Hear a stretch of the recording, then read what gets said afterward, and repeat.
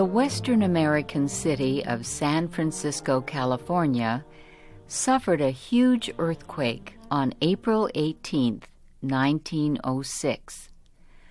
More than 3,000 people are known to have died. The true number of dead will never be known. 250,000 people lost their homes. Just a few hours after the terrible earthquake, a magazine named Collier's sent a telegraph message to the famous American writer Jack London. They asked Mr. London to go to San Francisco and report about what he saw. He arrived in the city only a few hours after the earthquake. The report he wrote is called "The Story of an Eyewitness." Here is Doug Johnson with the story.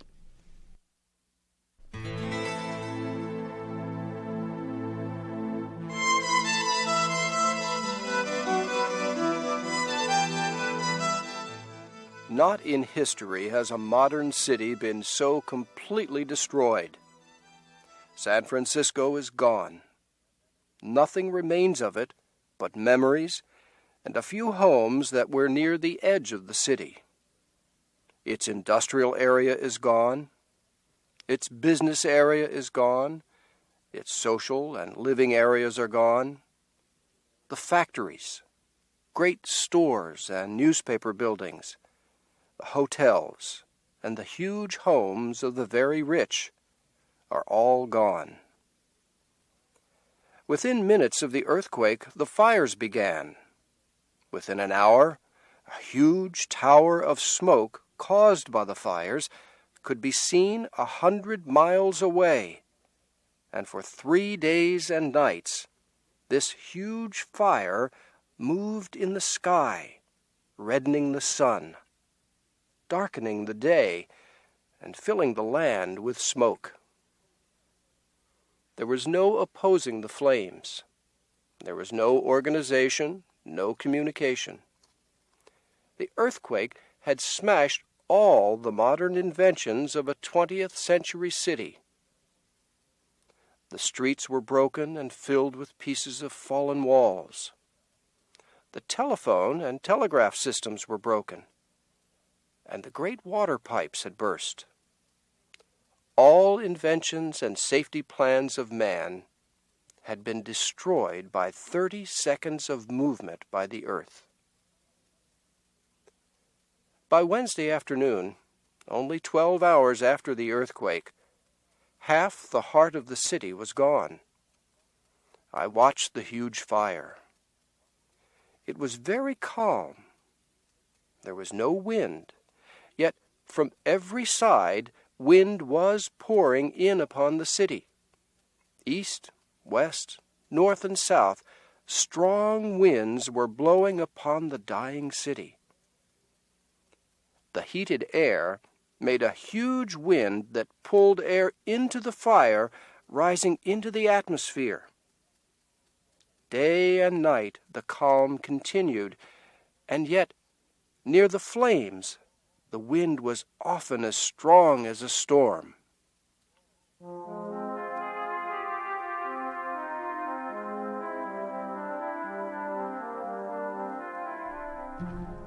There was no water to fight the fire. Firefighters decided to use explosives to destroy buildings in its path. They hoped this would create a block to slow or stop the fire.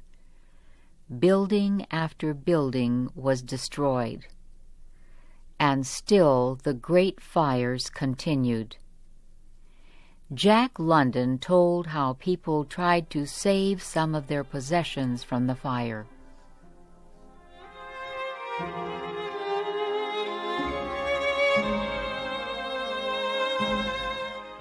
Wednesday night, the whole city crashed and roared into ruin, yet the city was quiet. There were no crowds. There was no shouting and yelling. There was no disorder. I passed Wednesday night in the path of the fire. In all those terrible hours, I saw not one woman who cried, not one man who was excited, not one person who caused trouble.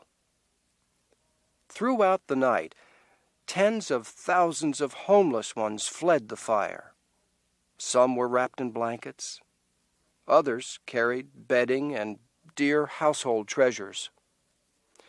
Many of the poor left their homes with everything they could carry. Many of their loads were extremely heavy. Throughout the night, they dropped items they could no longer hold. They left on the street clothing and treasures they had carried for miles.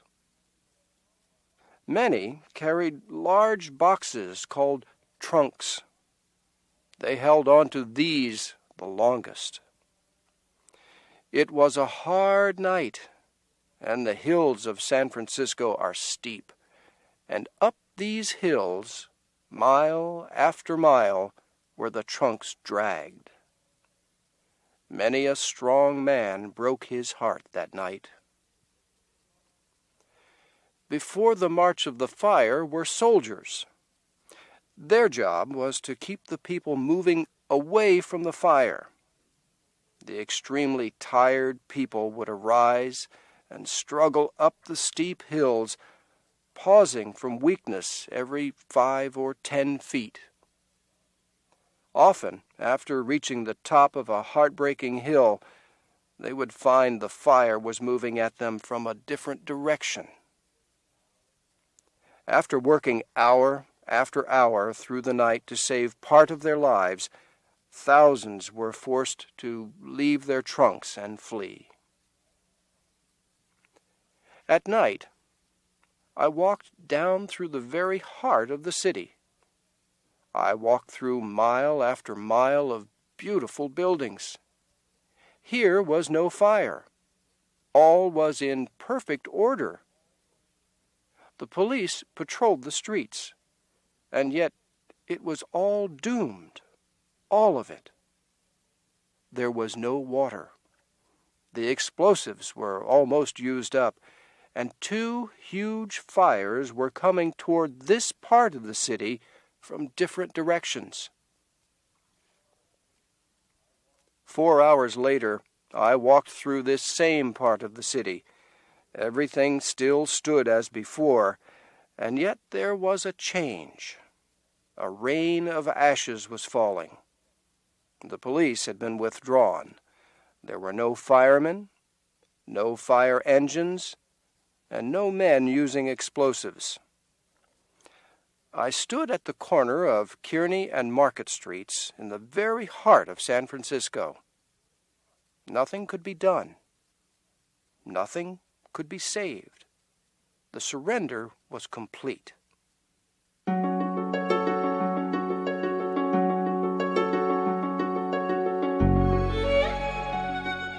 It was impossible to guess where the fire would move next.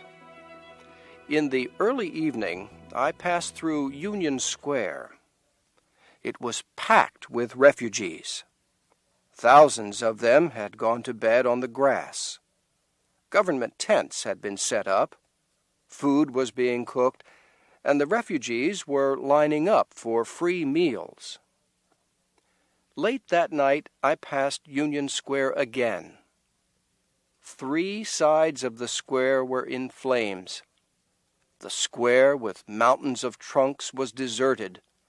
The troops, refugees, and all had retreated. The next morning, I sat in front of a home on San Francisco's famous Nob Hill. With me sat Japanese, Italians, Chinese, and Negroes. All about were the huge homes of the very rich. To the east and south of us were advancing 2 huge walls of fire. I went inside one house and talked to the owner. He smiled and said the earthquake had destroyed everything he owned. All he had left was his beautiful house.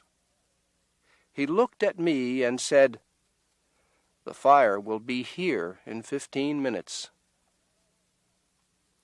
Outside the house, the troops were falling back and forcing the refugees ahead of them. From every side came the roaring of flames, the crashing of walls, and the sound of explosives. Day was trying to dawn through the heavy smoke. A sickly light was creeping over the face of things. When the sun broke through the smoke, it was blood red and small. The smoke changed color from red to rose to purple. I walked past the broken dome of the City Hall building. This part of the city was already a waste of smoking ruins. Here and there through the smoke came a few men and women. It was like the meeting of a few survivors the day after the world ended.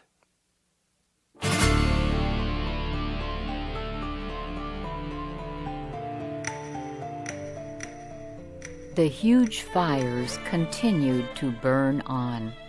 Nothing could stop them. Mr. London walked from place to place in the city, watching the huge fires destroy the city. Nothing could be done to halt the firestorm. In the end, the fire went out by itself because there was nothing left to burn. Jack London finishes his story.